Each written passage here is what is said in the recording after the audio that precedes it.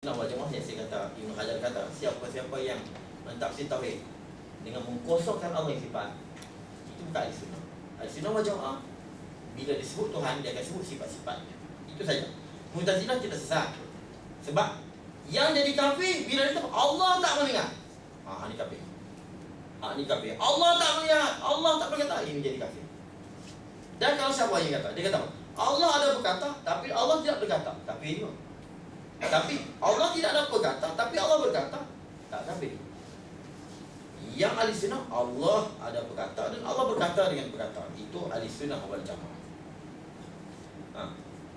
Jadi di situ mana yang penting, sebab tu saya kata Mu'tazilah ni waratabu samaratiha. Walaupun mereka menolak sifat ma'ani, tapi mereka tidak mengatakan, mereka tidak kata Allah. Sebab tu bila kita terima ma'ani dengan berkata melihat, kita telah menyesatkan Mu'tazilah.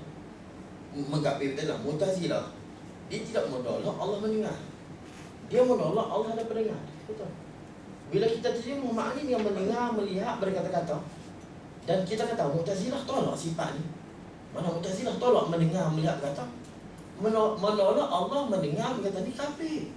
Ahli sunnah wal Jamaah tidak mengkafirkan Mu'tazilah. Mu'tazilah menolak pendengar, berkata, melihat. Faham ni? Mu'tazilah tidak menolak mendengar, melihat, berkata. Bila kita terima ma'ani ni, makna berkata, melihat, mendengar, lalu kita kata apa? Mu'tazilah tolak ni sifat-sifat ni. Sedangkan Mu'tazilah tidak menolak. Mu'tazilah tidak menolak berkata, melihat, mendengar. Mu'tazilah menolak pendengar, melihat, berkata.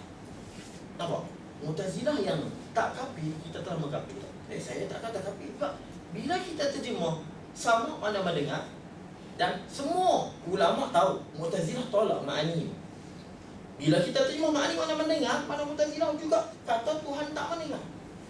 Sedangkan Mu'tazilah tidak, aku tolak sifat, yang aku tolak ni mendengar, pendengar. Itu saja. Sebab tu Mu'tazilah tak sesat. Kemudian tentang Quran makhluk, mengatakan Quran makhluk ni dia bukanlah kafir. Kafir ni sekiranya kalau kita faham. Ini ceritanya masyhurlah sehinggalah popular nama ilmu tauhid, ilmu kalam. Sampai ilmu tauhid, ilmu usuluddin, dia panggil ilmu kalam. Sebab apa? Masalah kalam ni menjadi fitnah yang cukup dahsyat pada zaman dulu. Ini Abu Hanifah di penjara dan sebagainya. Maknanya banyak ulama dibunuh tentang mengatakan Quran itu makhluk atau tidak. Di sini perlu faham. Sebenarnya bukan semua ulama mengatakan Quran ni qadim atau tidak. Ada juga ulama yang mengelak dia kata apa? Baharu. Dia kata Quran ini baharu. Itu ya. Zaman pemerintahan tu dia panggil ulama. Baik, kamu nak kata apa Quran? Ulama yang tahan akidah, dia tak bagi orang kampung ikut dia. Sebab dia bila dia sebut betul, tapi orang yang tiru dia tak betul. Quran, kalau kita kata Quran ni baharu, ya, Quran ni dicetak, Quran ni ditulis, Quran ni baharu. Tapi Quran ni dia ada hubungan kait dengan Quran yang lebih di Allah. Quran ni sebenarnya ada banyak makna. Jadi kalau saya cerita ini panjang, dan bila baca nak kena cerita. Banyak ni tak jawabnya tu. Itu Muawiyah, saya janji nak jawab, tak ada jawab lagi. Tapi kena cerita juga saya. Quran ni banyak benda, tapi saya cerita dikali-kali. Quran ni hak masmu, hak kita dengar Quran. Kita duduk sini, dia baca sana. Quran. Siapa baca? Hak kita dengar, kita panggil Quran. Pisudu, hak dalam dada. Quran. Hak pisuan. Quran. Dia tu Quran dada. Apa mana? Quran ni mana? Pisudu. Yang duduk di dada Quran ni. Hak kat kalam Tuhan, yang duduk kat Allah, mana berkata. Yang dengan perkataan boleh jadi Quran. Itu pun Quran. Itu pun dia bagi Quran. Hak ditulis maktub. Hak yang ditulis yang kita baca Quran. Lepas tu bila diitlaq, bila dikosong daripada kait, maknanya Quran. Bila dia kata Quran makhluk, Quran macam-macam.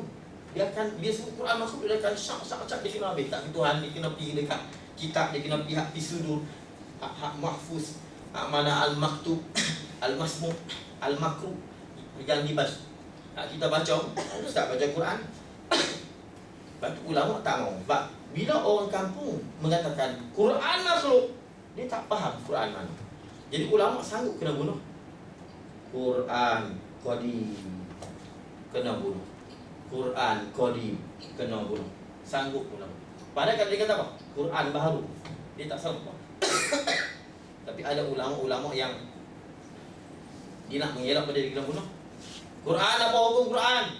Quran ni baru. Pandai. Quran ni hak kita nak baca lah. Dia tak kata Quran. Quran ni baru. Selamat dah. Ni hak iman tak wapak kan. Tapi kita tak kata dah bagi dia pun nak selamatkan atau macam mana kan. Bagi kena ada juga seorang ulama kena ada begitu. Quran ni baru. Tak kafir. Cuma Mu'tazilah ada agak pecahan Mu'tazilah yang sesat dan jadi kafir ada. Pecahan dia ada kafir. Tapi secara umumnya Mu'tazilah tak sesat. Dia tak kafir. Sesat saja, tak kafir. Mu'tazilah ni dia bukan ulama jahil. Dia ulama. Mereka ni mengaji. Tapi mereka ni terlalu ketat. Terlalu halus. Ketat sangat, cermat. Sehingga cermat tu dia ketat sampai terkoyak. Lepas tu dia kata Allah tak boleh lihat di akhirat. Kenapa? Allah bukan macam kita. Nampak? Jadi dia tu bukan Tuhan tak ada. Tuhan bukan macam kita, dia bukan berjisi. Dia bukan berdiri, dia macam nak lihat. Dia hujah dia begitu. Jadi alasannya kita mana boleh ayat Quran kata wujuhun yawma idzin nadhirah ila rabbiha nazirah. Pada Tuhannya mereka melihat. Ayat Quran dalam hadis pun nyata. Kamu akan lihat innakum satarawna rabbakum. Kamu akan lihat Tuhan macam mana kamu lihat Lailatul Badar, malam bulan purnama. Tapi mereka ada hujah-hujah mereka. Tapi apa pun Mu'tazilah tak sesat. Mu'tazilah tak kafir. Dia hanya sesat. Itu dulu. Quran sebenarnya huraiannya panjang. Quran yang turun dekat Nabi itu Quran apa? Quran yang turun dekat Nabi Quran apa? Itu perbahasannya banyak. Nanti akan datang sampai masa saya akan cerita. Banyak orang bila main Quran dia kata bang, turun Quran ni Quran hak kita baca ni. Kalau turun hak ni sebiji pada bangsa buat cetak. Jibril cetak. Kalau turun jadi Nabi Muhammad boleh baca. Nabi Muhammad boleh baca. Kana ummi la yaqra wa la yaktub. Dia ummi, dia buta huruf, dia boleh baca. Quran apa yang turun? Kalau Quran yang mana masmuk yang didengar. Iqra bismi rabbikal ladzi khalaq. Kalau itu Abu Lahab pun terima Quran. Abu Lahab dengar. Kalau seorang dengar begitu mesti Abu Lahab pun dengar, Abu Jahal pun dengar juga. Quran yang mana mahfuz. Masa tu mana siapa hafal lagi. Quran apa makna Quran ni? Quran yang diturun kepada Nabi Muhammad. Apa makna Quran? Saya tak mau cerita. Simpan dulu. Sesat dengan kafir itu sama, hampir sama maknanya Ustaz. Ya. Sesat dia kafir juga. Ya, tak semestinya sesat itu kafir. Tapi setiap kafir sesat. Setiap sesat tak semestinya kafir. Sesat ni maknanya dia kalau lari daripada ajal sunnah, dia pasti sesat. Macam kata ahli sunnah pergi kanan, dia pergi kiri. Ya, dia dah ingkar lah tu, pasal dia pergi kiri. Setiap kafir sesat. Setiap kafir dia mesti sesat. Dan dia tak kafir. Tapi setiap sesat tak mestinya kafir. Sesat ni makna tersasar daripada landasan yang benar. Tersasar. Tapi selalunya sesat ni kafir. Nak faham tak? Tapi jangan kita kata setiap sesat kafir. Mu'tazilah sesat. Sesat mana apa? Sesat ni mana tak ikut jalan betul. Dia pergi UM, dia pergi ke lain. Tapi adakah dia salah? Cuma dia cari jalan tu lambat. Tak betul sasaran dia. Destinasi yang dia nak pergi tu tak capai. Dia bukan. Setiap kafir sesat. Setiap sesat tak semestinya kafir. Ada benda sesat yang tak keluar akidah. Sesat mana tersasar daripada ajaran yang sebenar. Tapi kalau tersasar yang sebenar tu sehingga menyebabkan kafir lah dia. Sebenarnya tak betul kali kita. Cuma saya terima apa selalunya. Kebanyakannya bila sesat dia kafir. Tapi tak semesti kita hukum. Bila sesat je kafir. Tak boleh. Macam kita sebutlah mazhab-mazhab lain. Bagi saya Syiah tu tak apa, saya tak mau sebutlah. Syiah tu go lah. Tapi saat ni gaduh pula kan. Saya sebut masjid pula, saya hukum tu patut. Bayuh dia bawah. Saya tak mau sebutlah Syiah. Ada juga ajaran lain yang kita nampak macam sesat, macam tarikat-tarikat. Ya. Selagi dia semayang, sesat juga, tapi dia bukan ahli sunnah jemaah. Ahli sunnah jemaah tak buat macam ni. Ada tarikat-tarikat yang tertentu. Ya, kita panggil tarikat sesat. Tapi sesat tak mestinya kafir. Yang sesat yang kafir bila tak semayang. Ada semayang cuma zikir dah belai, pelik. Lalu kita panggil sesat. Sesat tak mestinya kafir. Baik, saya nak kembali soalan tadi. Macam mana saya nak jawab? Nak jawab ke di mana Tuhan? Jawablah. Di mana Tuhan? Tuhan di mana? Tuhan tak di mana-mana. Kerana Tuhan tu memandangkan mana? Kerana Tuhan memandangkan mana? Macam mana dia nak bermana? Mananya apa dia? Mananya apa dia? Kita tanya tentang tempat. Tempat siapa yang jadi? Tempat siapa yang cipta? Allah, cukup. Lepas tu kata Sayyidina Ali, wala yuqal aina liman ayyana al-aina. Kata Sayyidina Ali, wala yuqal liman ayyana aina. Aina liman ayyana aina. Di manakah mereka yang mencipta tempat? Jangan kamu tanya di mana mereka yang mencipta tempat. Saya simpul apa? Jangan kamu tanya di mana mereka yang mengainakan aina. Jangan kamu tanya di mana Tuhan yang memanakan mana. Allah yang memanakan mana itu. Allah yang menempatkan tempat itu. Yang kita tanya Tuhan duduk tempat mana. Lepas tu kita tak dikata Tuhan duduk di aras. Aras di tempat Allah cipta. Kalau Tuhan duduk di aras, sebelum Tuhan cipta aras, Tuhan duduk di mana? Duduk di angin. Angin Tuhan cipta, Tuhan cipta. Sebelum ada angin, Tuhan duduk di mana? Jawab talih, Tuhan kabur. Kita nak tanya tempat. Kita nak tanya satu soalan, dia mesti kena sesuai dengan benda kita soal, betul? Bolehkah kita tanya air di mana isteri kamu? Boleh kita tanya pokok, kamu makan apa hari ni? Tak boleh. Kita sendiri kalau tanya pokok, kita akan cakap. Kita takkan soal apa yang ada dekat kita. Ini orang cerdik. Kalau dia sembang dengan pokok macam dia sembang dengan apa yang dekat manusia. Pokok, mana isteri kamu, mana anak kamu, kamu nak balik bila, kamu duduk di mana? Mana boleh tanya soalan begitu? Begitu kita tanya kambing. Kambing, kenapa kamu tidak membungok? Kenapa? Kenapa kamu? Kita tanya hak soalan yang duduk dekat anak. Boleh? Tak boleh. Allah tidak bertempat. Allah yang mengadakan tempat. Dan tak semestinya bila sesuatu tu ada tempatnya. Air. Air ni ada kandungan mineral. Kalium, kalsium, natrium, magnesium, karbonat, sulfat, klorida. Mana dah? Nampak tak? Mana dah? Ni macam-macam benda ni. Tak nampak. Tak semestinya benda ada tu boleh tunjuk. Tak semestinya benda yang ada tu kita tahu tempatnya. Tak semestinya benda ada tu ada tempatnya. Nyawa kita mana dia? Kita ada nyawa, ada. Mana dia? Di kepala kah, di lutut kah, di kaki kah, di tumit kah? Ada di siku. Mana yang tak boleh? Ada kat kita nak jawab tak boleh. Jangan kita tanya Tuhan di mana. Tuhan bukan bisa tanya di mana dia. Kerana dia bukan jenis di mana-mana. Kita tanya Tuhan tu. Tuhan macam mana? Tuhan tak bermacam. Tuhan tak berlaku. Tuhan apa benar? Tuhan tak benar. Apa cakap? Tak apa cakap. Kita nak tanya, Tuhan sama kita. Kamu boleh tak tanya kami soalan yang ada pada kamu? Mana boleh. Kalau tanya kami, kena soalan sesuai kami. Cakap dia cakap, Tuhan ni kami kan, Tuhan kita kan? Bukan, Tuhan bukan manusia. Jangan kamu tanya kat Tuhan soalan yang ada pada manusia. Kita sendiri kita berjawab itu. Kita nak tanya, jangan tanya soalan kami kan? Lembu, kenapa? Mana bulu rinting kamu tak ada? Kenapa tahi kamu begitu? Tak benar-benar. Kita pergi marah kat dia pula. Mana boleh tanya kami begitu? Tanya kami, kena soalan kena pergi sesuai kami. Nak tanya soalan yang sesuai dengan nak tanya manusia, soalan mesti sesuai dengan manusia. Nak tanya Allah, soalan mesti sesuai dengan Allah. Kenapa kita nak sama dengan manusia? Tak semesti benda yang ada boleh kita tahu di mana tempat. Kamu nak tanya Tuhan di mana? Jadi saya nak tanya kamu, nature mana dia? Di dalam ada nature mana dia? Kalau kamu tak jumpa nature mana? Dia tabuh pun tahu. Orang kata begitulah kan. Jadi itu batu. Abu Hanifah pernah berdebat dengan Dahri. Cerita dah banyak, saya ambil sikit ya. Abu Hanifah pernah berdebat dengan Dahri.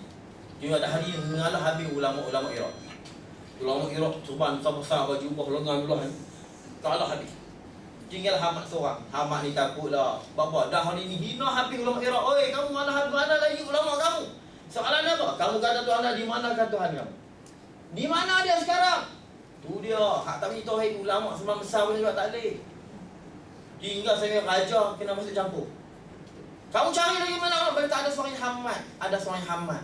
Hamad dengan raja hantar utusan. Hamad kamu kena jawab Dahri. Kalau tidak, rakyat Iraq habis capek. Kalau tak kena Abu Hanifah jawab, Iraq dah ni bukan negara Islam. Ini pentingnya ulama tauhid. Dahri ni takut. Allah pun ajak macam mana ni, habis ulama ni kalah. Dia tanya Tuhan di mana? Di mana tempat? Kamu kata Tuhan tu ada, mana awal mana akhir? Mana awal mana akhir? Dan sekarang Tuhan nak buat apa? Apa boleh jawab? Lah ni Tuhan nak buat apa? Ni lah ni. Dia nak buat apa lah ni?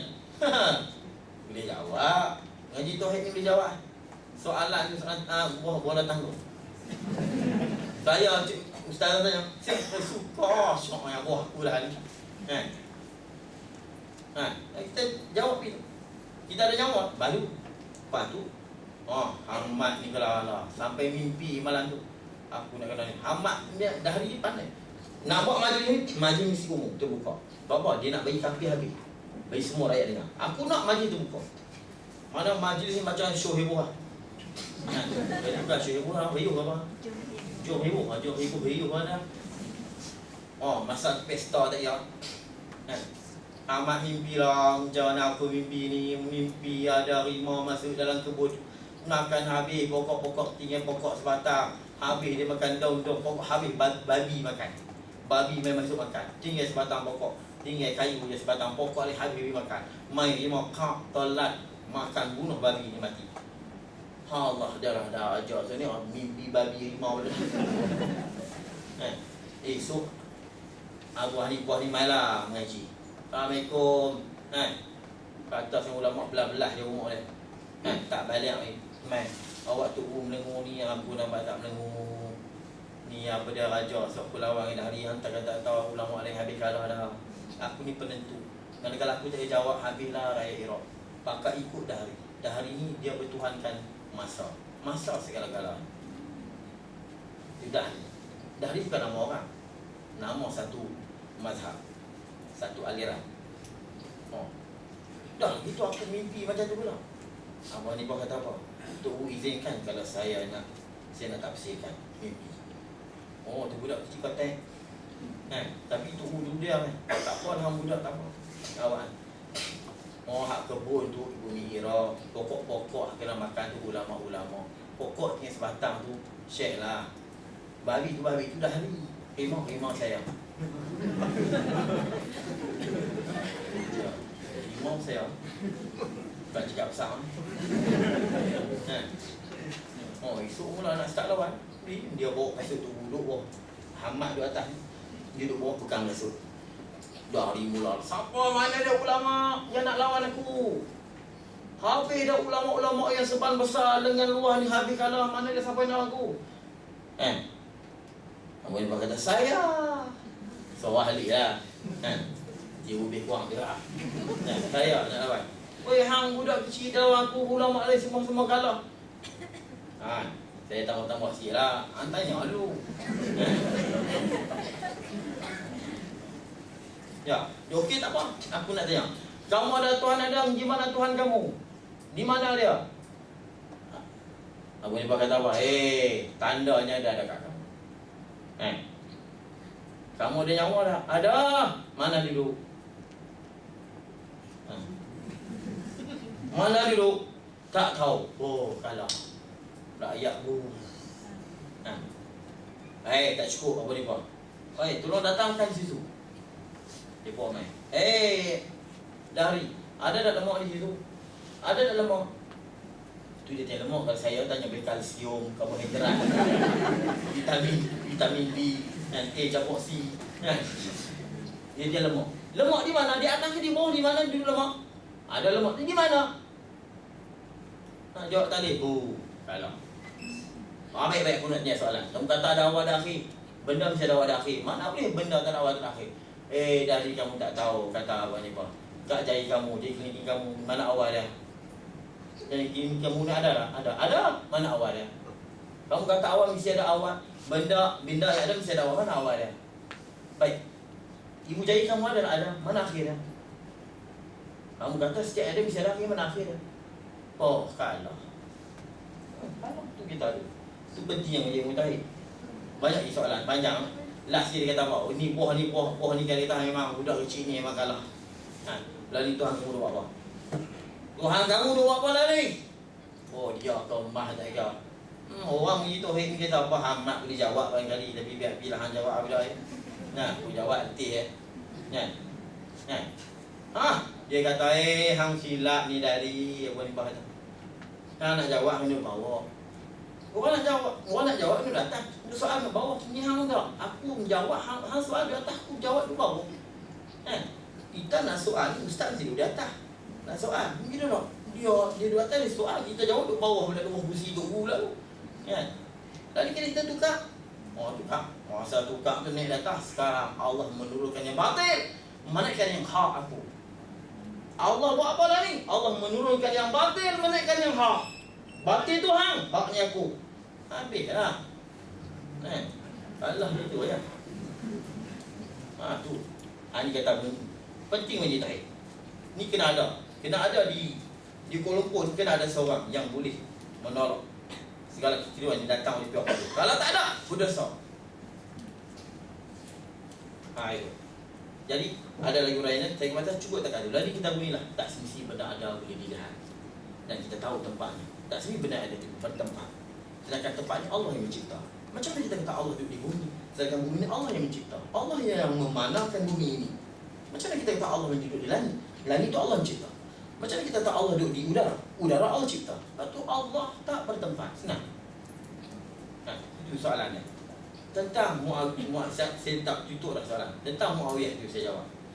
Muawiyah ni banyak cerita-cerita yang mana sejarah-sejarah tutup. Yang mana peranan Syiah cukup besar peranannya. Yang kita tak sedar sehingga terserak masuk dalam sejarah-sejarah kita.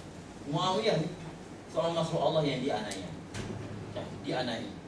Banyak golongan yang mengatakan Muawiyah ni sesat. Berdasarkan hadis, "Wai amma taqtalu al-fi'atul baghiyah yad'uhum ila jannah wa yad'unahu ila an-nar." Wai, kesiannya Ammar. Dia akan dibunuh oleh puak yang baghiyah, yang zalim. Ammar ajak kepada syurga, mereka ajak kepada neraka. Hadis inilah ada golongan yang menjadi penentuan betul ataupun tidak Muawiyah ni sesat atau tidak. Muawiyah ni salah atau tidak sebab dia berkata hadis itu. Sebab apa? Ammar ni duduk pada pihak Sayyidina Ali. Ammar bin Yasir dalam peperangan Siffin dia duduk pada pihak Sayyidina. Dan dia memang dibunuh dalam perang Siffin. Ini mukjizat Nabi. Wahai Ammar, Ammar, kesian kamu nanti akan dibunuh oleh puak yang zalim. Nabi ni banyak dia. Sayyidina Osman kena bunuh. Sayyidina Umar kena Nabi sebut lah. Nabi masa dia hidup Nabi sebut lah. Kamu mati kena bunuh, kamu mati kena apa dan mati dan cukup dahsyat, cukup ngeri pada Sayyidina Osman Nabi sebut.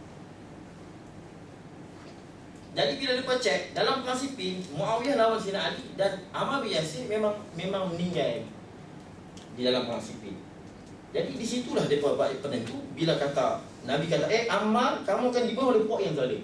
Dia berkata, Muawiyah ni golongan yang sesat. Muawiyah ni golongan yang zalim, golongan yang salah. Sebab apa? Ammar bin Yasir kena bunuh dan Ammar bin Yasir duduk balik pihak Sayyidina Ali. Itu zahir je. Memang hadis ni dia orang panggil mutawatir. Hadis ni maknanya lebih 40 sahabat yang meriwayat. Semua sahabat dia. Dan hadis riwayat Imam Bukhari. Hadis ni sahih. Tapi qat'i dilalah. Qat'i dah secara dilalah tunjuk kepada Muawiyah. Hadis tak tunjuk pada Muawiyah. Habis siapa lagi dengan Muawiyah? Memang apa yang saya memang kita kena tahu dulu. Kita kena kaji hadis. Pertama, kalaulah kena pada Muawiyah betul hadis tadi, kenapa ada golongan sahabat yang besar-besar yang mengambil sikap maknanya tak menyerah mana-mana pun. Ada sahabat yang macam Abu Hurairah, sahabat-sahabat yang besar, mereka tak mau masuk mana-mana pun. Sebab bagi mereka Muawiyah pun betul, Sayyidina Ali pun betul. Kami tak ambil pihak. Kalau lah amal biasa itu sebagai penentu betulnya Sayyidina Ali dan salahnya Sayyidina Muawiyah. Sahabat ni, kalau mereka tahu hadis ni, mereka yakin betul kena pada Muawiyah, mereka akan masuk pada Sayyidina Ali. Sahabat ni punya panggil, mereka tidak, kalau benda tu hak, mereka sanggup mati. Tapi mereka nampak Sayyidina Ali betul, Muawiyah betul. Muawiyah ni tukang tulis wahyu, selalu seorang yang menulis Quran. Dan saya tak mau baca hadis-hadis yang Nabi memuji dia, Nabi puji dia, dan dia tergolong ahli syurga. Ada hadis-hadis, tak apa, kamu tolak hadis tak apa. Tapi kenapa ada sahabat yang ambil sikap tak mau masuk mana kedua-dua pihak? Sebab bagi mereka, kami tak tahu nak tentu mana yang betul, mana salah. Kalau hadis itu penentu, sahabat boleh kata sebab apa? Abu Yasin memang duduk balik Sayyidina Ali. Jadi kalau sahabat yang riwayat, mereka kata apa? Sudah pasti Sayyidina Ali benar. Kenapa kita nak ambil sikap sini? Kita kena masuk pada Sayyidina Ali. Tapi kenapa mereka tak masuk? Di situ maknanya hadis itu sama. Sebenarnya golongan mana yang dimaksud dalam fi'ah al-ghariyah? Begitu juga dalam golongan sipit, di ujungnya bila Ammar bin Yasir meninggal, di ujungnya ada sahabat di antara dua tentera ini, Sayyidina Muawiyah dan Sayyidina Ali. Ada di antara tentera ni angkat Quran, pedang, angkat Quran. Kita tahkim. Berhenti, dia tengah perang tu berhenti. Bila sebab bila tengok Quran cacak dia atas. Kita berhenti. Lah ni kita tahkim. Kita adili secara adil. Kalau Ammar bin Yasir penentu, mati yang penentu kata Muawiyah sesat. Kenapa saya ambil tahkim? Tahkim nak sidang penyelesaian, nak cari kebenaran. Tak perlu lah. Sebab apa? Ammar Yasir dah memang kena bunuh lah masa tahkim. Sebab tu ada satu sejarah yang Syiah sorokkan. Hak mana Muawiyah mereka sorokkan. Muawiyah memang menjadi mangsa. Sampai sejarah yang saya nak cerita banyak di dalam tu. Dan sahabat yang meriwayatkan hadis yang sehingga 40 orang sahabat yang meriwayatkan hadis yang mengatakan Ammar bin Yasir akan dibunuh oleh puak yang zalim. Ada sahabat yang riwayat tu duduk balik Sayyidina Muawiyah. Dia sendiri meriwayat, kata aku dengar Nabi pernah kata Ammar bin Yasir akan dibunuh oleh puak yang zalim. Tapi sahabat yang riwayat, dia juga duduk balik Sayyidina Muawiyah. Dan ada sebahagian duduk balik Sayyidina Ali. Ada sebahagian yang majoriti tak duduk mana-mana. Sebab apa? Mereka masih ragu siapa yang benar. Nampak? Di sini satu mana yang ulama sahur cerita kita pun jadi pelik. Syiah dia keluar setakat situ saja. Lepas tu ada cerita, lepas tu daripada kalangan tentera Sayyidina Ali sendiri pernah mereka bersuara dalam perangai itu, ya Allah, kamu telah menunjukkan kami jalan betul sampai kami sesat. Sekarang ini kami masih ragu dalam keadaan mana yang benar. Mereka ini ragu. Duduk balik Sayyidina Ali pun mereka ragu lagi. Ya Allah, tolonglah kami. Apa jadi perang di antara sahabat-sahabat? Kalau kita Muawiyah sesat, sahabat yang duduk balik Muawiyah sesat. Lepas tu kita masalah sahabat ni jangan kita pandai-pandai. Kita jangan masuk campur. Kita nak masuk balik ulama kata Muawiyah sesat ke? Muawiyah sesat. Kita berani nak kata Muawiyah sesat. Kita jangan ikut ulama-ulama ikut suka cakap. Banyak dari dalil yang mengatakan dalam itu sebenarnya ada golongan yang hidup bersama Ali. Puak inilah yang membunuh Sayyidina Osman. Mereka ni nak lindung diri mereka masuk dalam puak Sayyidina Ali. Puak inilah yang membunuh Ammar bin Yasir. Ada bukti-bukti dia. Ni golongan ni yang membunuh Sayyidina Osman. Golongan ni yang jadi peperangan Jamal pun, golongan ini juga dia sebelum Siffin Jamal. Dan mereka nak menyorok, nak sorokkan Abdani. Mereka punya Abdani bagi-bagi mereka, kumpulan mereka masuk di Sayyidina Ali. Mereka duduk dalam kumpulan Sayyidina Ali. Golongan inilah ada bukti-bukti dalam sejarah. Dan Imam Nawawi ada menyebut golongan inilah yang membunuh Ammar bin Yasir. Ini fi'ah ghariyah. Dan dalam hadis yang lain, Nabi sebut takkan berlaku kiamat sehingga berlaku dua tentera yang besar. Yang mana matlabnya satu, la ilaha illallah. Dua tentera yang besar ni tidak lain, semua ulama hadis mengatakan dua golongan yang besar ni, golongan Sayyidina Ali, golongan Muawiyah. Nabi sebut dua tentera yang agung dan matlamat dia satu, Allah. Takkan sesat Muawiyah. Bagi cerita sebenarnya alasan cukup panjang yang saya tak sempat ada sebut, dan saya kata cukuplah memadai dengan itu. Mana banyak dalil. Yang paling ketara sekali, yang paling jelas, ulama sahabat yang meriwayat hadis Ammar ni, ada sahabat tiga, ramai juga yang memihak balik Muawiyah. Di sini mesti ada satu yang tersirat yang kita tak tahu sebenarnya. Sebenarnya bukan, hadis itu bukan kena kepada Muawiyah. Sebenarnya tahu dalam sejarah, ada cerita, ada kumpulan yang masuk balik Sayyidina Ali. Dia berkata Muawiyah sesat ni sebab hadis tu. Dia buat katakan Sayyidina Ali, Imam Syafi'i mengatakan ialah Muawiyah. Riwayat itu daripada Ibnu Ishaq. Ibnu Ishaq ni kita kena tahu. Ibnu Ishaq ni banyak sejarah kita ni, banyak Ibnu Ishaq yang bawa. Ibnu Ishaq ni dia banyak dipunyai oleh Syiah, dan sehingga dikatakan dia Syiah. Imam Malik bin Anas kata Ibnu Ishaq ni Dajjal. Ibnu Ishaq Dajjal akhir zaman. Ibnu Ishaq ni banyak pengaruh dia masuk dalam sejarah kita. Walaupun ulama tolak Ibnu Ishaq, tapi ada anak murid Ibnu Hisham. Ibnu Hisham ni dia ada pengaruh Ibnu Ishaq dalam sejarah kita, sehingga Ibnu Hisham, tarikh Ibnu Hisham diringkas jadi Nurul Yakin. Lepas tu kalau kita mengaji apa? Kita mengaji apa? Hindun makan hati Hamzah. Sebenarnya Imam Bukhari kata tak ada cerita Hindun makan hati Sayyidina Hamzah.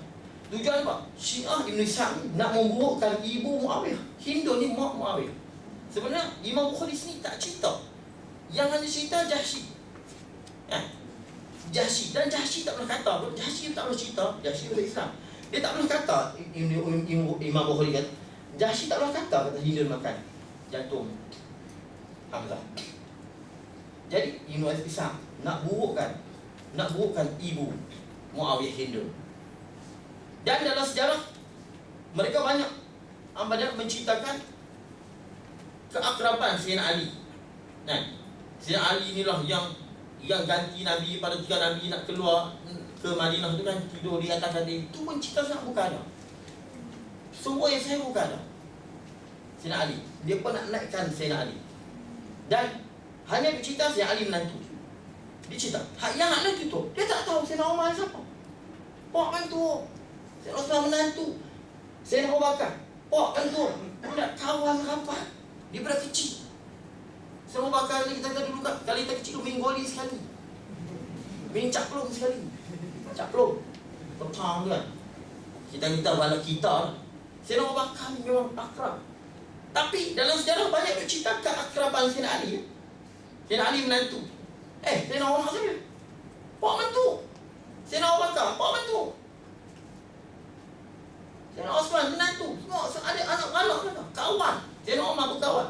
Sayyidina Abu Bakar lebih kawan. Sehingga dalam Quran sehingga Sayyidina Abu Bakar, siapa menolak sahabat Sayyidina Abu Bakar kafir. Sebab dia kata izyaquli di sahabi. Pada tiap Nabi kata kepada sahabat. Lepas tu kata ulama, siapa kata Abu Bakar ni bukan sahabat Nabi, kafir. Tapi kalau dia tolak sahabat yang lain, tak jadi kafir.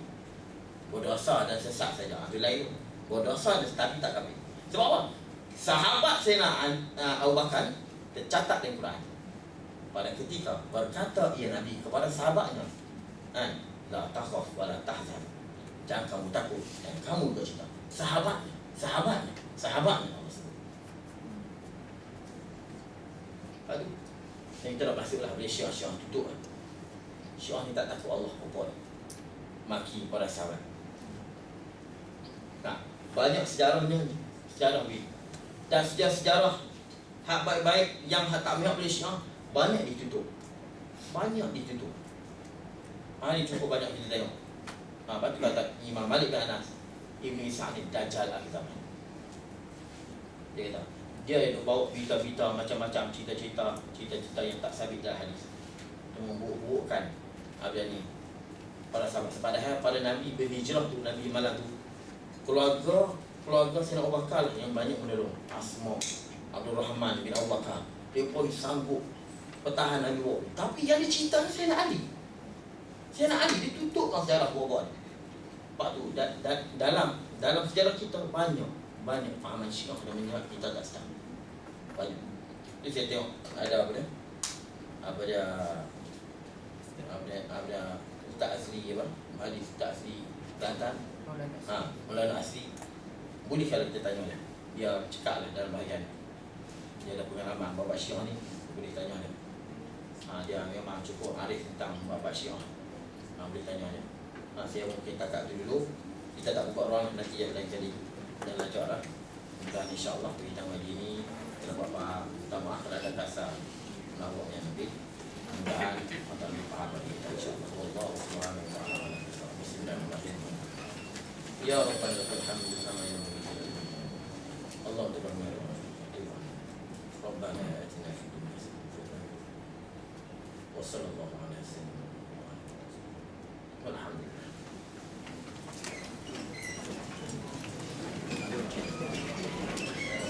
Terima kasih dijemput Ustaz ke bilik rehat dan ada pengumuman. Zul, silakan. Baik, alhamdulillah bin Sa'id. Saya nak umum sikit je dalam 2-3 perkara. Pertamanya kuliah Ustaz Din esok di Masjid Bulan dalam pukul 10 mula. Kemudiannya alhamdulillah di Shah Alam kita dapat buka di Masjid Shah Alam. Jadi kalau tuan-tuan dan puan-puan pergi, kita buat di ruang solat bahagian bawah. Dan kalau ada masa, kita akan buat di ruang seminar. Ada 2 kitab ni, 2 hingga 4 petang. Yang keduanya, kita galakkan kalau ada siapa yang nak memberikan derma dan siapa yang nak bagi derma di yang besar sikit dana tu, dan kita galakkan lah. Kerana program di luar ni, kita memberikan duit yang sedikit banyak. Tapi student tak perlu ya. Student kalau yang kaya je kalau bagi derma. Yang ketiga, tuan-tuan dan puan-puan, kalau sebarang maklumat boleh cek dalam Facebook Sekretariat dalam kitab turas. Carilah nanti jumpa gambar Ustaz dia betul lah yang cari kat situ untuk sebarang maklumat, dan kalau ada perubahannya kita saja.